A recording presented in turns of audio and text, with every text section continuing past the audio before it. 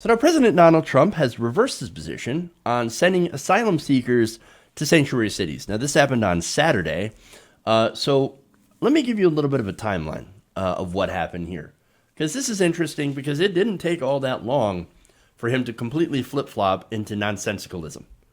I don't even know if that's a word, but you know what? In this day and age, I guess I can make up words. It can't be worse than what the president has already said. Okay, anyway. So timeline.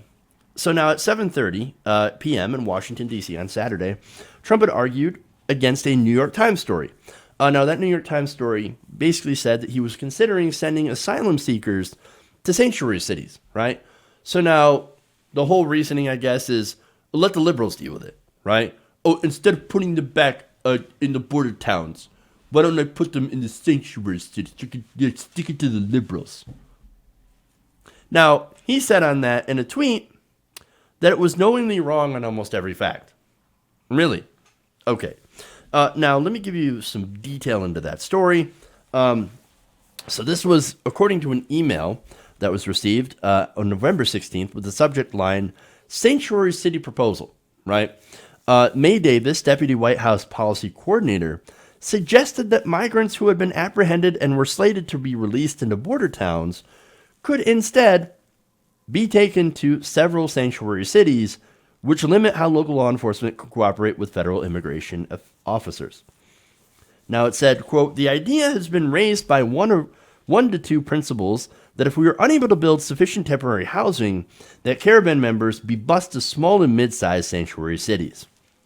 So now, basically, again, hey, if we're just going to send it, we're going to send these people off to sanctuary cities and just stick it to the libs.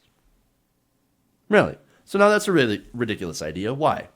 Well, for one, if you're Donald Trump and you believe that undocumented immigrants vote in large numbers, which is not even remotely true, are you going to dump a bunch of potential voters into that area? Why would you do that? In what world does that make sense? Not only that, but in a lot of these places, with Cher being the exception, apparently, if you read her tweet on Twitter about this, where she agrees with Donald Trump, I think most of these asylum seekers would be welcome in these areas as they await their asylum claims. But hey, again, that's what Donald Trump thinks, real smart, because he is a very stable genius. Emphasis on stable, because just 38 minutes later from that original tweet at 8:08 p.m., Trump threatened to do exactly what he just denied considering.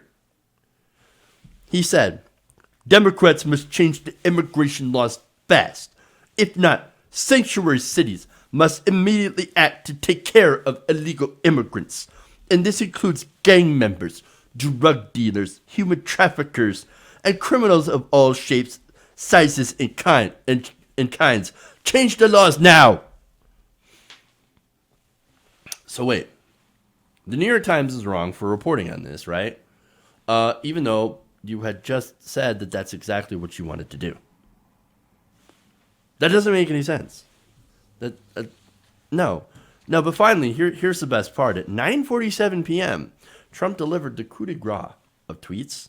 He said, just out. The USA has absolute legal right to have apprehended illegal immigrants transferred to sanctuary cities. We hereby demand that they be taken care of at the highest level. What happened to dropping them in sanctuary cities? Especially by the state of California, which is well known for its poor management and high taxes.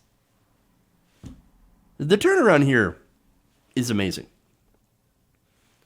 First, tweeting that it's completely wrong and everything, and then, yeah, it's actually right and that's what we're going to do, and then, actually, no, that's not what we're going to do at all.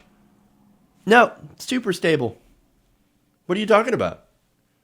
Mental stability, 25th Amendment, I don't know what you're talking about. Look, if you want to see the deterioration of a human brain in real time, start following Donald Trump's Twitter account. It really is kind of fascinating / disastrous. It's kind of like a car crash. You can't look away. Except instead of a car, it's our country. So, not great. So look, 25th Amendment, We got to get this guy out of here. He's a lunatic. He has no idea what he's talking about. Constantly goes and just undercuts himself. I mean, at this point, that's the only person that he can undercut now is this himself by being completely contradictory. So he's got to go.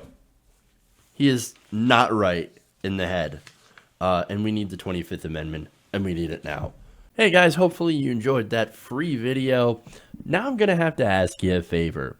Between the demonetization and the YouTube algorithm messing around with view counts, etc., we're having a hard time adjusting to the new YouTube reality, which is where you guys come in. See, we have a Patreon, patreon.com/TYTNation, set up to help us rely on you guys, the viewers, instead of big corporate ads. Look, you know the show. You know how I'm not in favor of big corporations anyway.